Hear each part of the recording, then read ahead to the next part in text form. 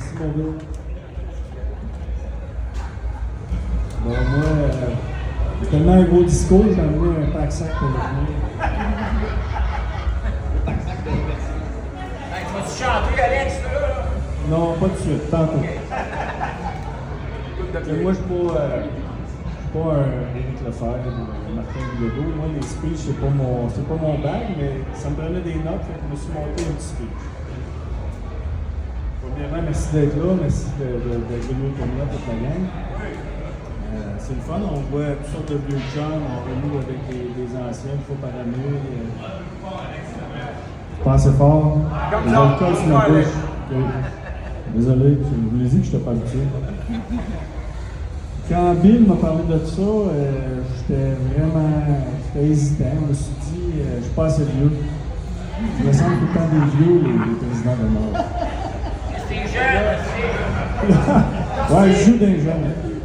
Fait que là, je me suis dit, ouais, peut-être ça pourrait m'aider pour ma retraite, tu sais, peut-être. Mais là, finalement, non, ça m'aide pas pantoute. Fait que là, j'ai dit, comment je vais faire ça, ce speech-là? J'étais en vacances avec Johnny en motoneige. J'ai dit, comment je passe ça? T'as-tu une idée pour m'aider un peu? Je suis pas bon là-dedans. Je sais pas trop par où commencer. Fait qu'il a dit, ouais.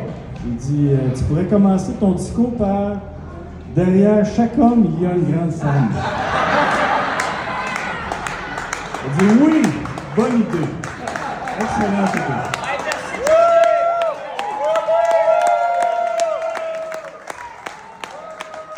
Et puis là, j'ai réfléchi un peu. Je me suis dit, ouais, ça marche pas bien dans mon cas. Il dit, ma femme, elle mesure 4 pieds 13. Mais France, c'est plutôt une femme d'exception.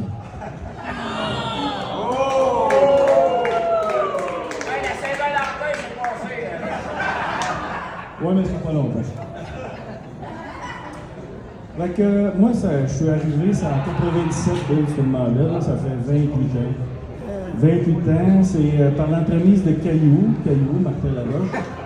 On faisait des tournois ensemble à Saint-Félicien avec Christian Hood. Et puis là, je savais que je revenais m'installer à Victoriaville avec ma blonde. Je lui demandais à Caillou, y a-t-il une place en quelque part? Il a parlé à Carré le mieux, Carré que j'ai pas vu. Il n'est pas ici, hein? Non. Fait que Carré le mieux, c'est lui qui m'a fait une place au centre des Essoufflés.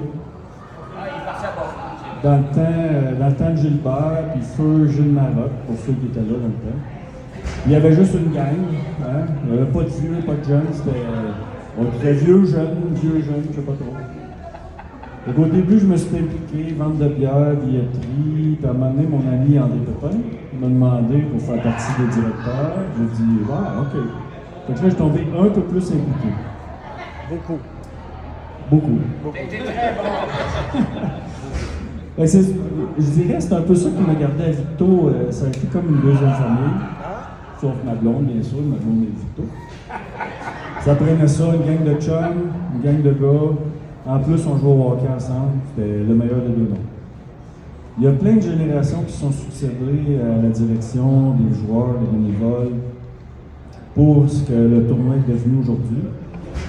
Ils sont trop nombreux pour tous les nommer, mais j'ai vu des anciennes aujourd'hui, des Céline, des Joanne, Annie, je pense demain, les Manon, là j'ajoute plus des noms, mais les Marie-Claude aussi, hein? Les enfants qui viennent donner un coup de main aussi, tous les enfants qui se pointent au bar et qui viennent nous aider. Je pense qu'on peut les remercier et les applaudir.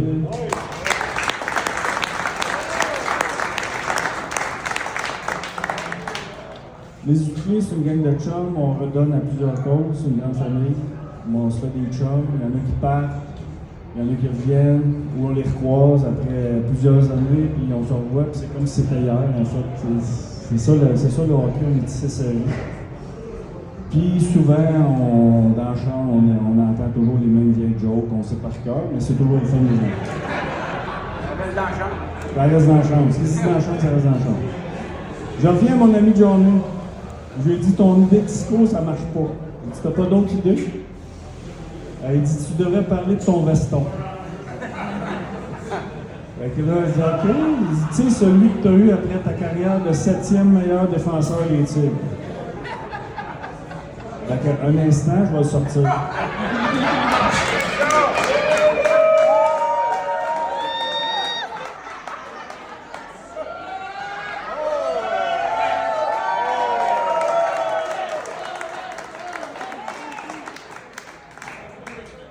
Et voilà, voici mon veston. Très beau, Alex. Merci, merci, Rob. Normalement, je le sors juste quand on sera en finale. Là, c'est vraiment une exception. C'est pas une grande occasion, mais c'est quand même une grande occasion. D'ailleurs, ça fait quelques années que je ne l'ai pas mis pour les finales, les gars. Avis aux intéressés. À l'occasion, on fait des tournois à l'extérieur aussi. On le sait, c'est pour souder notre esprit d'équipe. C'est pour créer des souvenirs. Dans le genre, un gars qui ne se présente pas le dimanche matin pour jouer en demi-finale sans le dire à personne parce qu'il a mal à la tête et reste à l'hôtel. Probablement trop de séances vidéo pour le match du lendemain.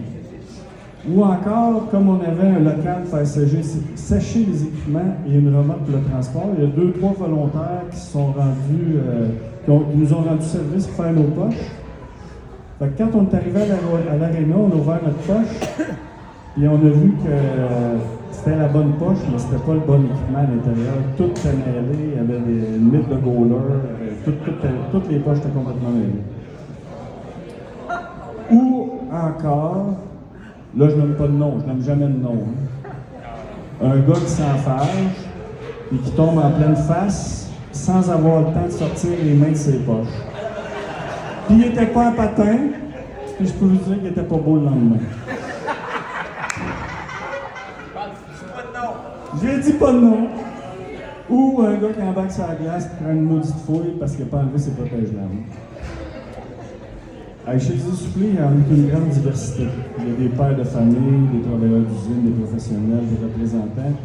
Mais on a aussi des bougonneux, des accrocheurs, des loafers, des scoreurs, mais je n'aime pas de nom. N'aime pas de nom des accrocheurs. Mais surtout d'excellents défenseurs. Oui.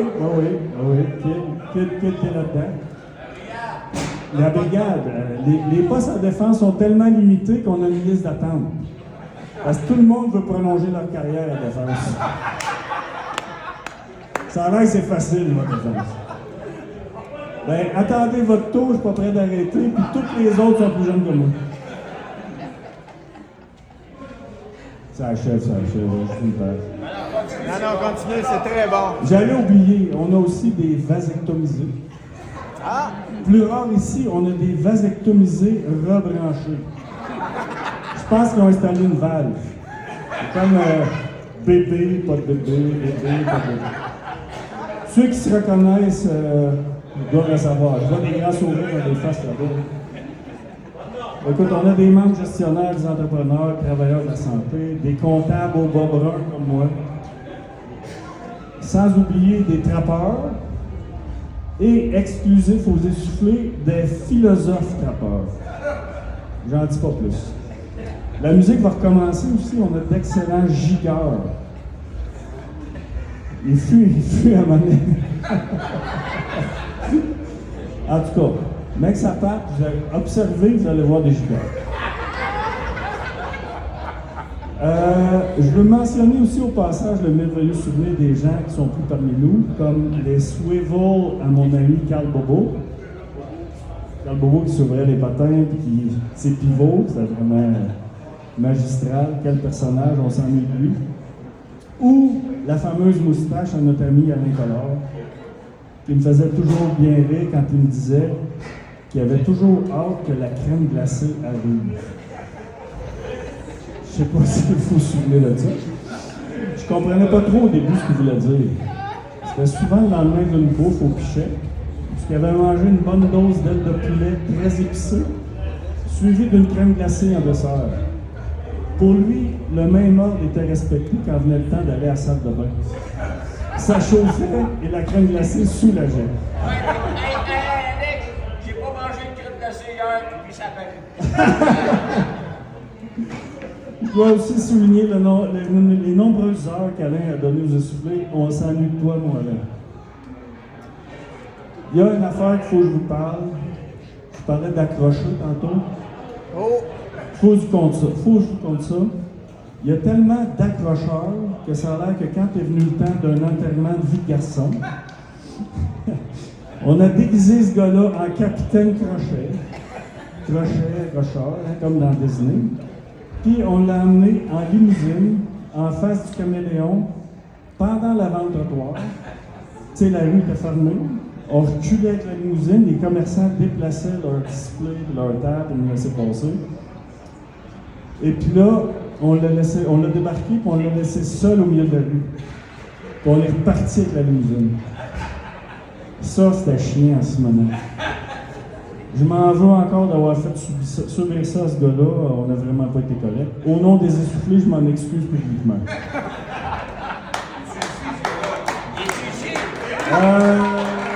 Ce gars-là est ici. Ouais.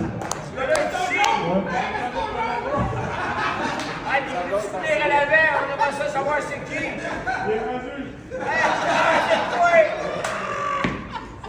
Bon, je ne sais pas ce que je viens de dire est vrai à 100%, mais ça se rapproche étrangement de la vérité.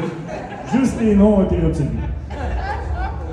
Et en terminant, je voudrais remercier la grande famille des Essoufflés, tous les présidents que j'ai connus, Carré Lemieux, André Pépin, mon chum Bill, tous les directeurs actuels, passés, futurs, il faut s'impliquer. Tous ceux qui donnent du temps à l'extérieur de l'événement ou en vue de la préparation du tournoi. Bien sûr, tous les commanditaires aussi. Merci à tous. Longue vie aux Essoufflés.